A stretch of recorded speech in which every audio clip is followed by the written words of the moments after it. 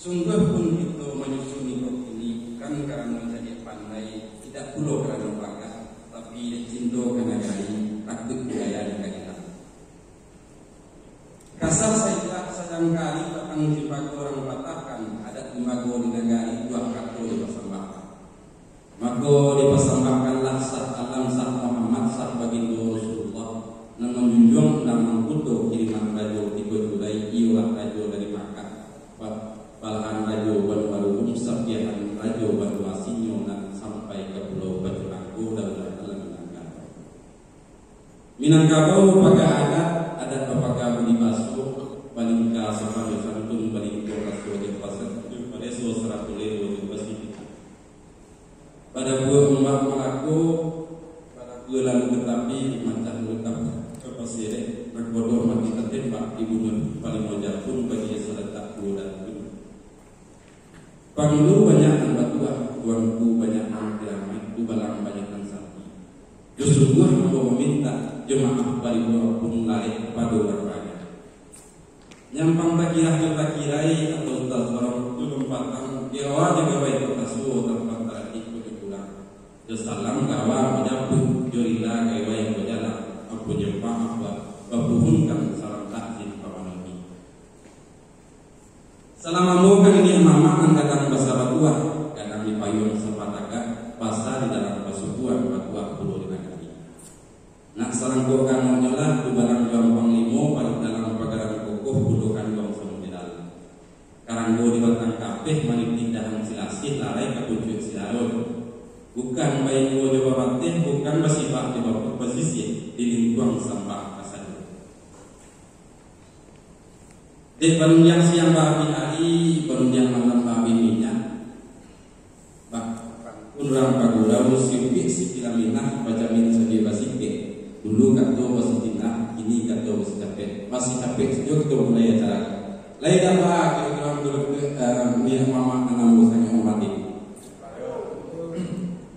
Jadi cikal bakal dari terbentuknya program itu adalah impian besar dari beliau Bapak Haji Dewi Petra Datuk Menjejak Alam.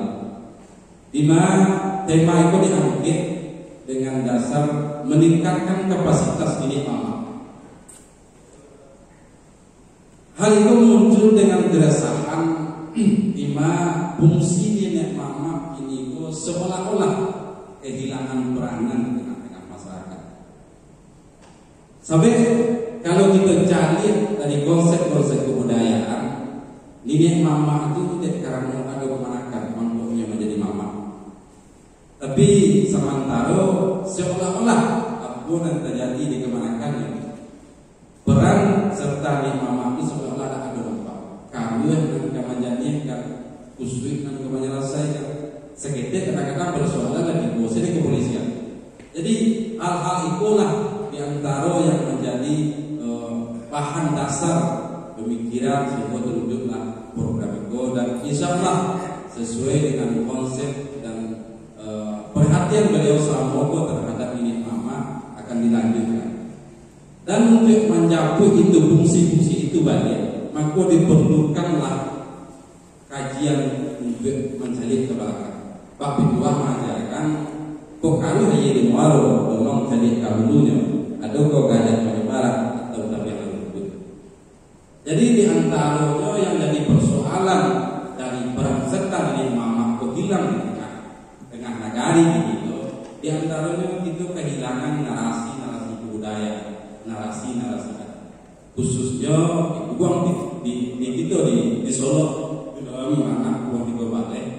Maka ikutan peran itu dijawab balik dari konsep-konsep sejarah uang di Bali itu sendiri.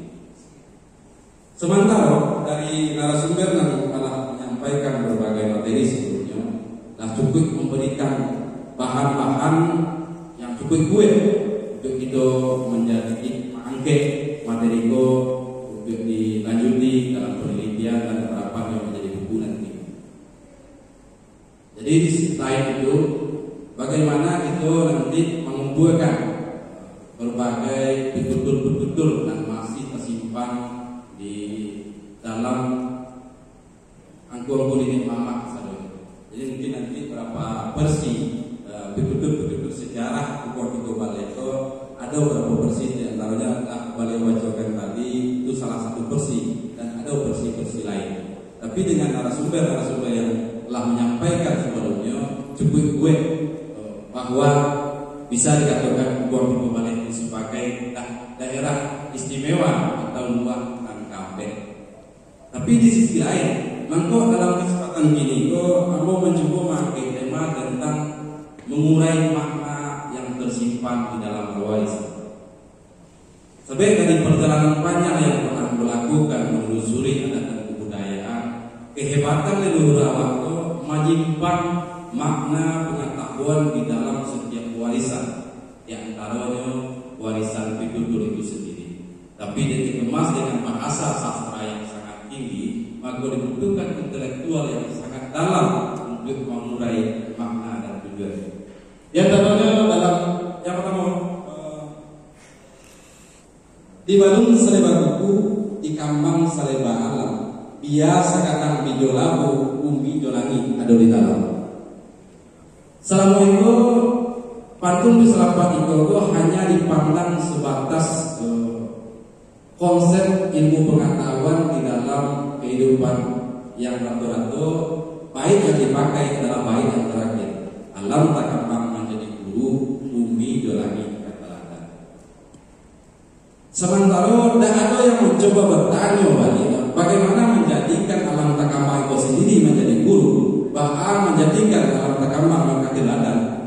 Sebenarnya orang tua dengan kehebatan dan kearifannya, pertanyaan itu dijawab di bait pertama dari filsafat itu sendiri. Baca menjadikan alam tak gampang menjadi guru, maka bangunlah dan sekarang buku. Baca membangunnya sekarang buku, maka carilah esensi dari pengetahuan. Dan itulah yang disyaratkan di Balung Saleba Kuku. Dan orang-orang barat telah mengembangkan dalam berbagai teknologi, di antaranya komunikasi, TV dan lain sebagainya. Itu adalah hasil dari melimpah dalam sekarang buku. Jadi biasa kata bijolaku, bumi jolangi itu dari dalam. Baru meneladani kembali alam itu, maka urailah serba alam. Carinya detail-detail. Kalau secara akademisi dicarilah rumus-rumus yang melahirkan teori yang dapat dikembangkan untuk berbagai konsep kehidupan, baik di bidang sosial, politik, dan ekonomi. Di gambar yang nampak di layar itu merupakan karya tertulis di karya yang terakhir bekerja sama dengan beberapa orang profesor di Yunan, di antaranya yang membantu menjadi editornya adalah Profesor Dr. Safni. Beliau itu seorang ahli kimia di Yunan besar. Kita mau mencoba melihat sisi-sisi lain dari warisan-warisan pengetahuan leluhur Minangkabau. Dari berbagai disiplin ilmu yang selama itu lebih dominan kebanyakan itu, baik itu secara umum orang-orang akademisi melihat kebudayaan atau peradaban itu hanya sebatas seremonial kebudayaan. Maka untuk itu perlu kita urai balik landasan dan warisan yang menyimpan berbagai rumusan dan rahasia pengetahuan.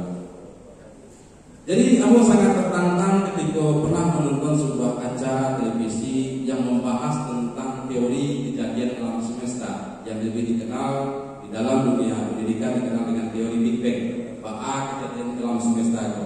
Teori itu dikemukakan oleh seorang ilmuwan dari Irlandia di tahun 1926 dan semua orang mengagumi penemuannya, walaupun ia sendiri ragu dengan penemuannya baru. Dia masih meramu-ramu. Dalam teorinya, dia mengatakan alam semesta itu berada di dalam satu titik. Namun titik itu mengandung 3 energi utama yang dikenal dengan energi gelap dingin, energi gelap panas, dan baryoni. Karena terlalu pakainya energi yang berada di dalam satu titik, maka terjadi ledakan besar. Maka itulah cikal bakal kejadian alam, katanya contoh itu. Jadi yang tersentak mengenai ungkapan itu sangat diakui oleh berbagai ilmuwan dari seluruh dunia. Dan acara itu dihadiri oleh 25 ilmuwan dari berbagai negara. Luar biasa. Tapi di sisi lain, awak punya sebuah konsep yang luar biasa dan selama itu dianggap sebuah, bahkan ada yang paling memilukan, ada budayawan awak, sejarawan mengatakan bahwa Tambo itu hanyalah dongeng belaka. 90% cerita dongeng, 2% sejarah. Dan ungkapan serupa itu ada yang berani membantah. Akhirnya aku coba telusuri dan aku datangi banyak profesor dengan disiplin ilmu masing-masing. Aku kumpulkan konsep dan teori di bawah. Di dalam Tambo yang masih banyak yang hafal pituturnya sampai hari ini, sama suatu barang lalu masuk lawi secampak jalur tanah dari baru dileba nanti gue Gunung Merapi mangkulangi basindak naik bumi mantan turun. Tapi tidak, karena tidak pernah menelusuri balik konsep warisan itu, seolah-olah itu bumi hanya pemanih kaku. Tapi luar biasanya leluhur itu adalah puncak dari rahasia pengetahuan kebenaran. Dia berbicara tentang cikal bakal segala sesuatu. Tawi secampak jalur. 2 minggu yang lalu aku bersobo dengan seorang profesor fisika fisika teori. Aku mengumpulkan teori itu tak kajian yang luar biasa. Tapi mana selama tidak pernah mendengar. Jadi sangat patut kita membanggakan leluhur itu telah mewariskan berbagai kebudayaan. Tapi sayang itu tidak pernah bisa memaparkan. Jadi lawi secampak jalur di dalam teori fisika kuantum. Ada alam ini diikat oleh energi-energi yang di dalam dua diisyaratkan dengan jalur. Tapi kalau hanya memandang sebatas teks, maka nilai dan rahasia yang tersimpan di dalam bot tidak akan pernah bisa ditemukan. Jadi ketika mau bicara sampaikan juga kepada ilmuwan di Unan, profesor di Unan, itu kajian yang luar biasa dan butuh penelitian yang lebih dalam. Dan ini kesempatan besar dan karena semangat beliau Pak Penyanyi Alam, mudah-mudahan program itu akan berlanjut dan itu mendapat sebuah pembuktian tentang konsep-konsep kebudayaan. Di antaranya Gong Tiga Balai itu sendiri yang menyimpan banyak misteri yang dapat kita kembangkan untuk masa depan generasi kita ke depan. Lanjut.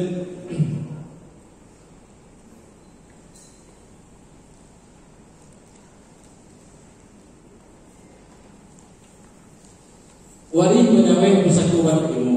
Leluhur Minangkabau telah mewariskan berbagai konsep pengetahuan yang disusun rapi di dalam warisan peradaban. Sejak dari konsep sosial, politik, ekonomi, kesehatan hingga arsitektur yang diwariskan dalam bentuk rumusan yang perlu dipahami dan diurai sebagai pepatah. Ada yang mengatakan sedikit jadikan lawi, sakapa jadikan rumah. Jadi filsafat ini muncul karena kepahaman leluhur kita tentang konsep pengetahuan, sehingga kata yang sepakat, filsafat yang tersusun rapi dapat kita kembangkan ke dalam berbagai hal kehidupan, dan itu telah dibuktikan oleh leluhur awak dengan berbagai konsep-konsep warisan, baik itu dalam metode kesejahteraan leluhur kita untuk menjaga kesejahteraan generasi sampai akhir zaman. Dia disusunlah konsep rata pusat tinggi untuk menjaga kesejahteraan. Istilah beliau tadi mengatakan sebagai subsidi yang gampang atau malapetaka atau yang boleh kita sabui yang tabunyi di dalam ungkapan filsafat adat kok nyampang tasuo mai dan tujuan tema dari datang tak lagi dua dapat malu. Jadi dikaji sampai ke hal-hal serupa itu. Jadi kalau dari kacamata ilmuwan, termasuk rumah kadang itu sendiri bisa berdiri kokoh karena kajian yang luar biasa. Tapi karena awak selama pasuruh hari ke rumah kadang, sehingga hal itu dianggap hal-hal yang biasa. Tapi ketika dikirim setelah kampung besar di Padang, maka dikirimlah beberapa utusan untuk mengkaji konsep-konsep itu ke Jepang. Jepang juga terkenal dengan teori anti propaganda, anti gempanya. miniatur rumah kata dan itu sebenarnya bangunan yang nanti gempa. Tapi saya itu sendiri tidak tahu. Itu yang jadi saya. Jadi sengaja bawa materi itu tentang mulai balik konsep warisan atau makna dalam warisan untuk memperkuat nanti bagaimana kesepakatan kita tentang konsep uang tiga balik. Lanjut. Dalam susunan rumah kadang ketika kita mencoba menelusuri dan mendatangi orang-orang tukang rumah kadang, rupanya tidak sekedar ditagak-tagakkan sama dari itu, tapi keduanya mengatakan disudahkan untuk dimulai. Lima pembuatan rumah kadang seluruh sebelum tagak lubang pakai dipakai, pakai diukur, dan semuanya kajiannya sangat detail dan itu yang membuat aku para ilmuwan. Tapi sayang banyak yang tak pandai kita menguraikan. Leluhur kita untuk kearifan dan latar baca hal itu akan terjadi sampai hari ini mampu disusunlah rumusan itu di dalam pidato yang biasa kita kenal dengan bisa puji rumah kadang atau pidato menyaji rumah kadang. Karatan-karatannya baca. Di antaranya ketika tadi membangun rumah kadang dicari alih elok ketika dan bayi. Tapi itu hanya biasanya kita hanya melihat bahasa-bahasa untuk mempermudah pemanikan itu. Tapi dalam rumusan itu sangat terlihat sebenarnya. Nah, nampak kayu dan sebatang, kayu kata ribuan daun.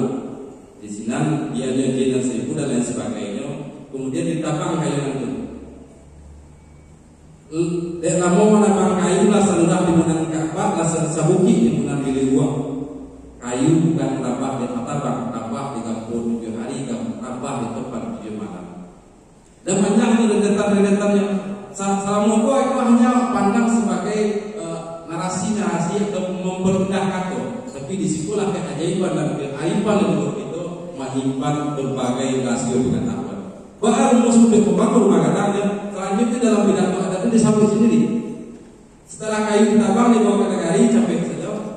Di kapon di Patigo lalu di Perampek itu ada selatan. Ketika itu mau sampaikan seorang ahli arsitektur bangunan, kaji itu dipakai di dalam kajian mengkaji arsitektur bangunan. Bahkan di dalam rumah kadang kajiannya sampai kajian energi, dilambangkan di tonggak duo nampe, dan malah jolelo, malah jobasa. Namun menelahi dari kajian sampai ayat tanah.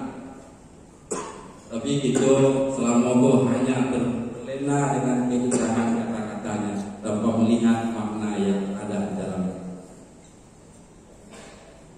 Secara umum dari hasil perjalanan yang melakukan lebih dari 5 tahun, Ambo menemukan seluruh pengetahuan leluhur kita disimpan dalam warisan yang terbagi kepada Ampek.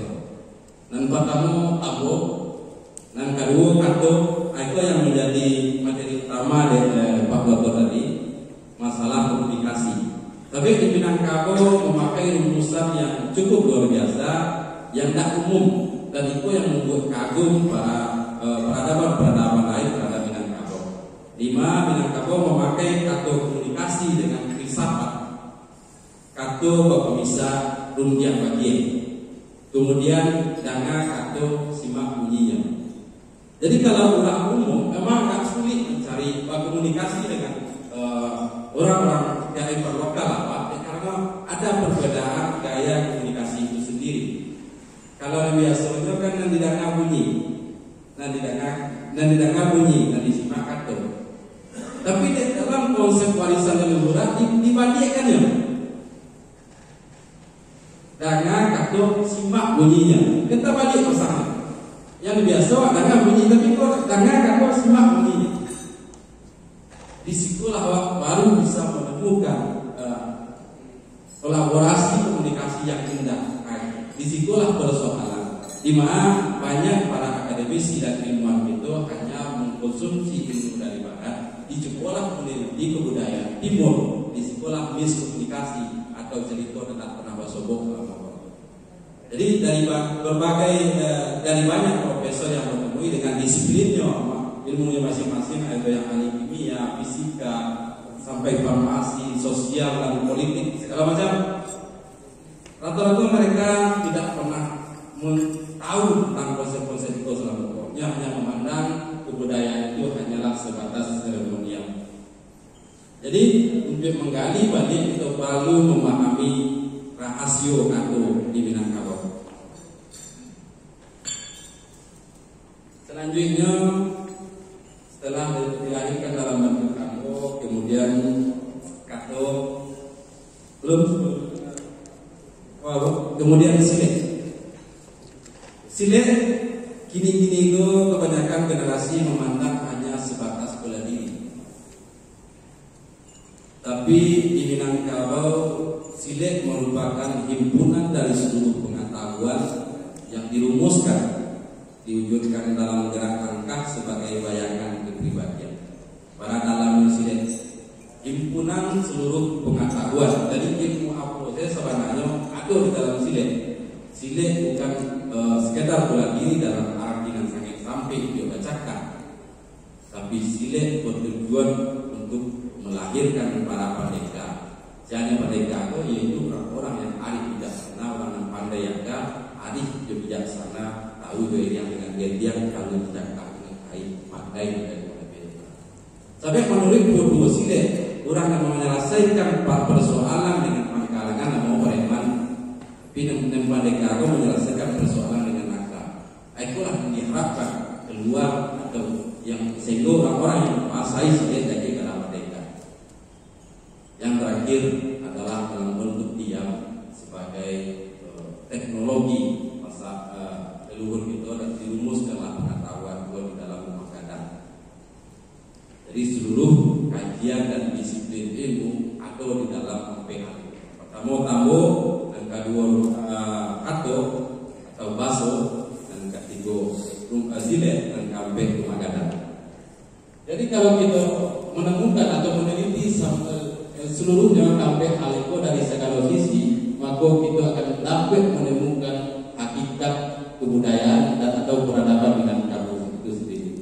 Artinya Minangkabau menyimpan di dalam berbagai hal. Kok pandai membaca dan tasuret, mangko nampak atas sulut, basokok bulur atas simpang.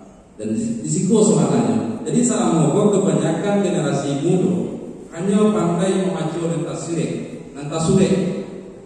Sehingga di tahun 2016 ada penelitian dari PBB bahwa mengatakan bahwa generasi Minangkabau 90% tak pandai membaca.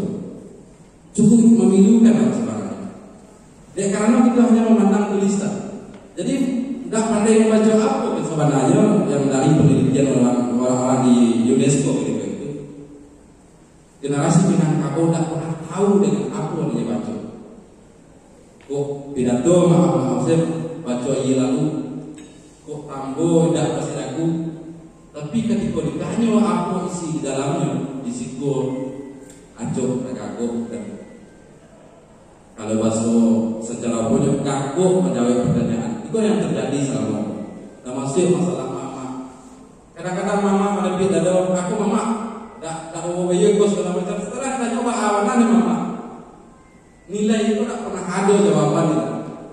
Itulah di antaranya keresahan itu tentang fungsi nenek mama. Sementara lain sebagian itu tahu bahwa peranan nenek mama dengan adanya undang-undang tentang pengakuan dengan kembalinya otonomi daerah, fungsi nenek mama diakui. Dan secara hukum negara, polisi sebenarnya banyak takut urusan nenek mama. Tapi sebenarnya adalah nenek mama banyak tapi urusan polisi. Sehingga masalah ketik-ketik saja kita kemana ke polisi. Nenek mama diam saja. Sebenarnya sebagai mama awak seharusnya malu tentang itu. Imah peranan awak sebagai mama. Kok pusing tak dibawa menyelesai, kok kawin tak dibawa banyak. Dan itu yang sangat memilukan ini. Dan sebab itu dalam pencarian panjang dengan kajian berbagai hal, persoalan yang muncul karena kita tidak memiliki pemahaman tentang peradaban atau kebudayaan itu sendiri. Lanjut. Jadi kita perlu menggali nilai-nilai yang tersimpan di dalam PH itu. Itu perlu kita gali baik pidato Magadang. Segala macam pidato sebenarnya menyimpan rasio dan konsep-konsep kata. Tambo sebagai himpunan filsafat sedikit jadikan lawit, jadikan gunung. Boleh duit bisa asa dilapin nang sahalai, boleh agak yang asa di tanah dan sebagainya. Jadi bago amo lebih dominan mengurai makna. Ketika kita menemukan makna dari kebudayaan atau peradaban itu akan bisa mengembangkan ke dalam berbagai hal. Baik itu di dalam ilmu pengetahuan dan lain sebagainya. Termasuk kesepakatan yang akan kita rencanakan ini. Kalau kita punya argumen yang kuat, itu bisa dijadikan landasan atau catatan sejarah. Jadi seminggu yang lalu saya berbicara dengan salah seorang profesor arkeologi di UNAM, Bapak Rewandi. Selama ketika kita berbicara tentang sejarah, itu sering dipatahkan dengan bukti-bukti otentik. Yo tahun sekian, mana buktinya? Ketika orang menanya bukti, awak sendiri lah takut mau menjelaskan karena memang awak tak punya bukti yang jelas. Tapi menurut sistematika yang disepakati ini oleh ilmuwan atau sejarawan, bahkan pemahaman bertutur kalau kita pahami secara rinci dengan argumen yang jelas, maka itu bisa dijadikan landasan untuk atau sebagai bukti sejarah ke depan. Jadi alasan itu mengatakan uang tiga balik kalau seandainya kita pakai nanti sebagai luar dan atau luar khusus dengan ekonomi khusus sikapnya. Kalau kita punya argumen yang kuat, insya Allah kita bisa diterima nanti. Tapi terlalu banyak versi-versi yang menjelaskan tentang uang tiga balik. Bahkan saya menyediakan kalau seandainya buang tiga balik hanya terdiri dari tiga balik negari yang lain, atau ada yang mengecekkan itu kan pengembangan atau pemekaran dari negara-negara itu. Tapi kalau aku telusuri balik, kapan negara itu atau udah kapan dia memberikan penjelasan? Sebab dari hasil penelitian ilmuwan tapi saya tidak menemukan catatan itu lah. Seorang peneliti pernah dilakukan di daerah Kodama. Kabarnya menurut hasil penelitiannya, menhir yang ada di negara Kodama itu telah berumur 800 sampai 1200 sebelum Masehi. Sementara ketika kita tanya negara yang tiga balik ini rata-rata bermulai dari abad ke tiga balik dan sampai dua balik dan lain sebagainya. Dan argumen itu tak pernah bisa kita percaya. Disitulah lemahnya kita dalam berbicara sejarah. Jadi perlu kita cari balik esensi dan hakikat dari sejarah itu sendiri. Lanjut.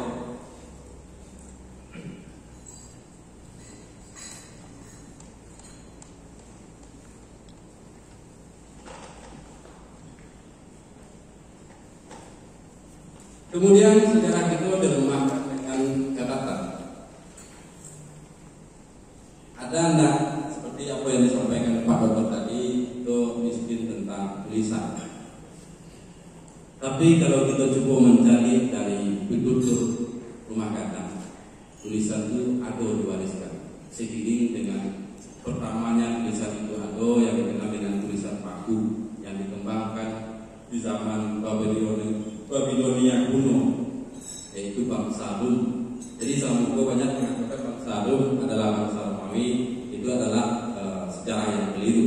Yang bangsa Rum itu sendiri adalah Babilonia kuno atau Babilonia baru. Yang ada kurang lebih dari hasil penelitian para ilmuwan dan sejarawan itu 3000 sampai 5000 tahun sebelum Masehi. Tulisan paku disitulah dimulai. Jadi di Minangkabau sering dipatahkan tak pernah punya tulisan. Tapi kalau kita cari balik dalam narasi pidato adat mengatakan yang panjang si Malajolelo sinan adat penyuntai yang ukiran tonggak jadi ukuran. Kalau kita cari ukiran tonggak Magadang yang bau gie, ada isyarat-isyaratnya di situ. Itu yang mau. Ada nangka sahalai. Ada nang sakit sakit itu lain. Dan setiap ukiran itu menyimpan rahasia pengetahuan sebenarnya. Tapi tidak para yang mana-mana tahu tentang narasi setiap ukiran. Menurut tukang ukir, lebih dari 35 bentuk ukiran yang diwariskan. Dan setiap model ukiran itu menyimpan narasi yang sangat panjang. Jadi kalau kita cari tulisan paku, di antaranya salah satu contoh tulisan paku yang diwariskan di bangsa Babilonia kuno. Kalau kita pakai dengan ukiran itu ada kemiripannya. Jadi kalau kita cari kembali dengan narasi pidato tadi itu, ukiran tonggak ada di ukuran. Jadi Minangkabau lah punya tulisan dalam bentuk simbol, apa ya kok? Tapi sayang itu tak pandai membaca. Kemudian dilanjut dengan tulisan Aramaik sebelum Arab yang kita kenal ini kok ditemukan atau disempurnakan.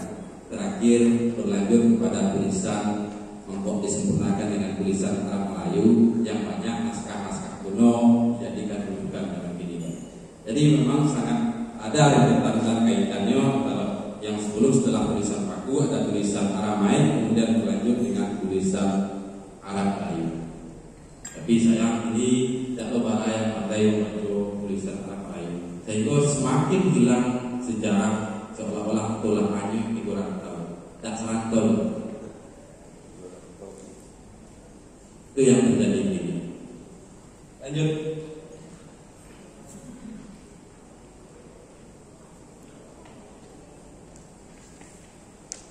Tadi tulisan kemudian silek yang dihimpun di dalam rumusan sikat lain pada tampur sulit alami sambut kebijakan tidak mati anu tertaruh kota itu. Jadi seperti apa yang dijalankan tadi itu adalah menyimpan rahasia kebijaksanaan seorang pendekar dan yang digambarkan oleh leluhur Minangkabau dan itu diharapkan lahir daripada generasi saat ini. Jadi ketika berbicara tentang sikat lalai pada tampur sulit alami, kalau kita menjabarkan dengan kearifan leluhur itu pada tampur sulit alami, untuk menampak masa depan yang lebih baik, maka lihatlah masa lalu untuk jadikan pedoman menata masa depan yang lebih baik. Pada tampus sulit lagi, kau dalam konteks makna dan dalam konteks langkah silek yang dipahami secara samping. Kalau seandainya kita bisa melakukan pada tampus sulit lagi dan menemukan pemahamannya, maka di sinilah wasuwo gerakan bijak. Sambung tak bijak tidak mati, sangat bijak sekali. Tapi ketika dituntut untuk keras, alur terlalu pada tiga. Di situlah hakikat dari pandeka nantagangnya maleo-leo kan duanya pada tiang dan tiang baik manik pandai malu dua sedang tersimpan kebijaksanaan. Jadi rumusan-rumusannya ada tambo, ada kato dan ada sini. Selanjutnya tentang rumah gadang.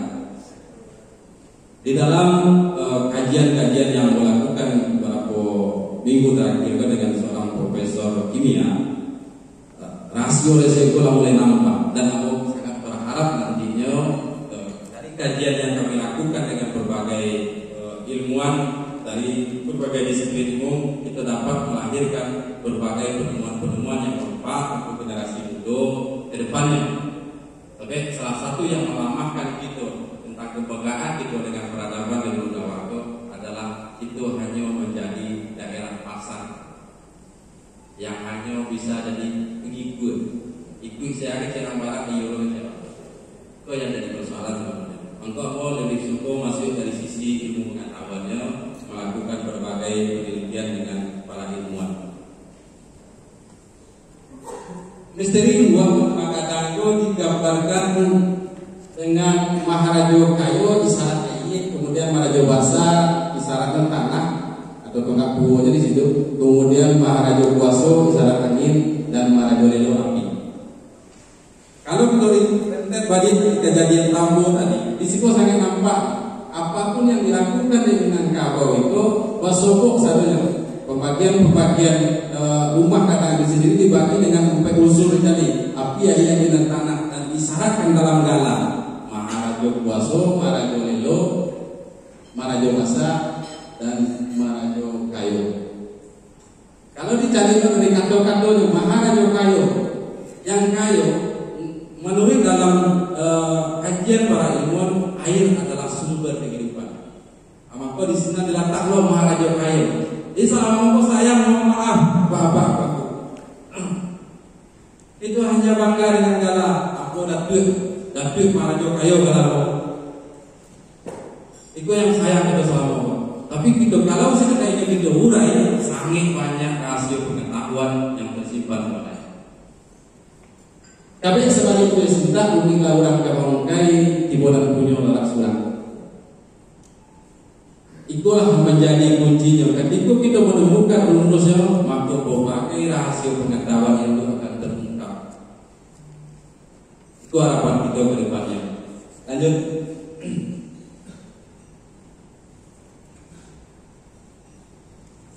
Itu yang lebih fokus kita ke kajian uang kebalik sendiri.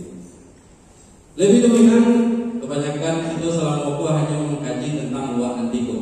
Kalau di dalam silet dikenal dengan istilah silet langkah 3, langkah 4, dan langkah 9. Langkah 4 inilah dijalankan sekilas di sebelumnya tentang isarat api yang tanah. Kemudian secara umum Minangkabau bercikal bakal dengan pusat daerah awalnya adalah luar antiko. Luar antiko itu lebih dominan disamping di kurang dua gitu atau dibaca di dalam konsep kultur dibagi kepada luar antiko atau luar andiaten. Kemudian luar di tengah, kemudian luar di bawah. Ada luar dan dua, ada luar dan tengah, kemudian ada luar dan dua. Mana luar dan dua yaitu luar tanah datar. Kalau seandainya ia memang luar dan dua itu datar, berarti luar tanah datar itu sangat apik meletakkan luar tanah datar. Kalau seandainya kata luar menunjukkan dari beberapa penelitian tentang makna kata yang dilakukan oleh ilmuwan, luar itu berarti kurang. Maka luar tanah datar sangat apik terletak di atas. Dalam konsep makna, kenapa? Karena di kapal itu tidak boleh diam. Apalah tapak kalun, apalah yang kilun yang boleh apa? Pikirkan, renungkan baik orang-orang yang berakal. Tidak engkau perhatikan betapa langit disuguhkan dan di bumi dihamparkan, dan segala yang terdapat tanda-tanda bagi orang yang mempergunakan akal. Dan itulah menjadi landasan di dalam pengetahuan ilmu Minangkabau. Maka luar dan tahu memang tidak ada dengan tahu. Baik secara makna, baik secara lagi dia daerah itu sendiri. Dan itulah pernah berseminarkan di luar dan di luar itu sendiri. Di akhir tahun 2020 pertama berseminar di luar 50 sudah itu lanjut ke luar tanah datar. Kamu berharap ada argumen yang mempersoalkan hal itu, tapi tidak ada. Kemudian dua agama. Ada yang mengatakan dua agama, dua kurang agama. Kalau kita ambil negatifnya, ada orang yang tidak menerima kecil agama dan agama. Tapi disitulah letak hakikatnya, di mana agama itu memang harus dipercaya dengan agama. Kalau di dalam silet dikenal dengan istilah dalam isarat makna langkah 3 yang dikenal dengan istilah kecerdasan spiritual. Jadi langkah 3 kalau kita cari dari makna kecerdasan intelektual, kecerdasan spiritual, dan kecerdasan emosional. Itu yang diharapkan lahir dari langkah 3. Di dalam dua langkah 3 seperti itu dulu. Kemudian dua kedua yang lebih bicara tentang dunia, yang lebih disyaratkan dengan luar dan di bawah. Makanya lunggu dan di bawah itu yaitu paling. Secara umum sampai hari ini masih kita buktikan bahwa daerah luar 50 lebih maju di bidang ekonomi. Karena yang letaknya memang di situ. Kemudian yang terakhir seperti apa yang disampaikan dari Pak Datuk Penyidik Alam tadi, yang dikutip dari penjelasan Universitas Perbakin bahwa luar Tikon Balen adalah luar kampung. Kalau kita cari dari konsep kajian itu, maka sangat basuh.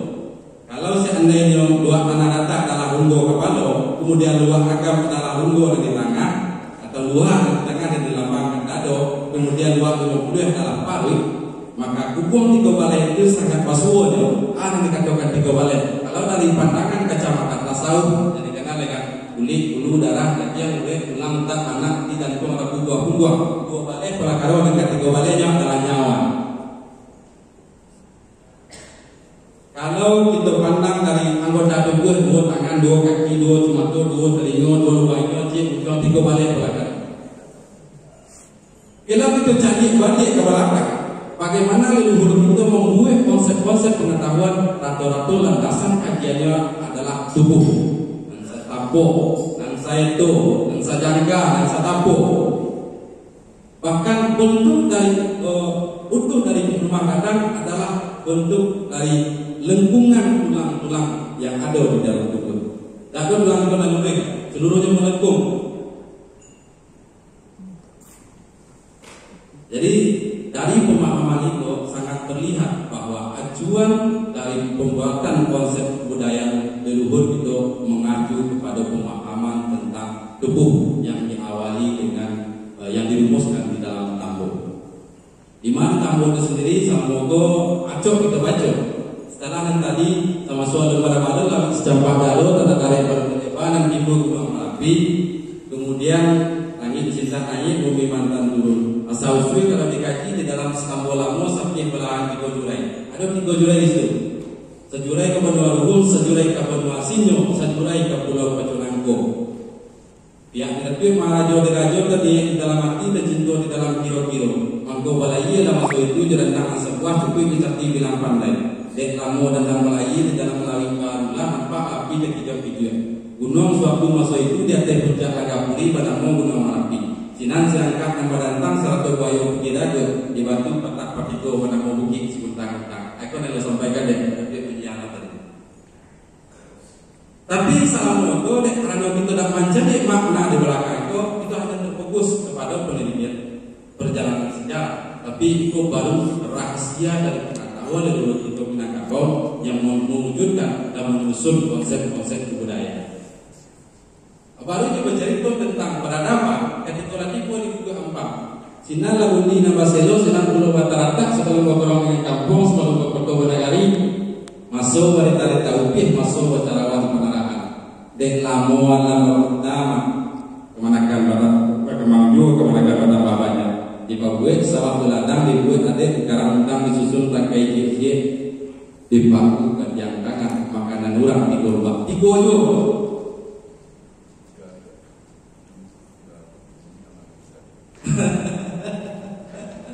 Jadi kalau kita lagi konsep-konsep baik itu dalam buku dan baik dalam penyusunan keseimbangan yang lebih dominan mengkaji dan seluruhnya bersumber dari kajian buku. Dan itu sebenarnya tersimpan di dalam seluruh urusan pengetahuan leluhur Minangkabau. Itu yang kita kalau kita sepaket nanti mudah-mudahan kita sepakati dan itu bagian dari lebih memperkuat harapan kita ke depannya.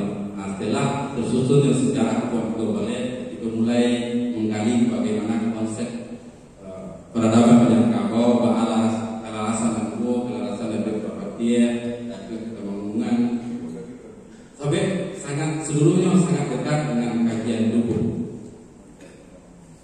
Tapi selama itu selalu terpisah seperti atau kalau kajian buku selalu dipandang lah kurang kajian batinan lah. Padahal untuk menemukan hakikat Minangkabau maka harus dilihat dari seluruh sisi kehidupan dan sisi Minangkabau. Lanjut.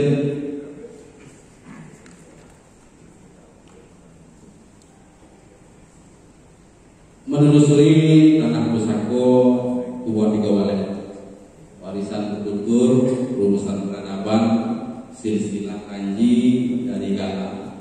Seperti apa yang Ustaz bahas sekilas tadi, situs bersejarah daerah Kuwo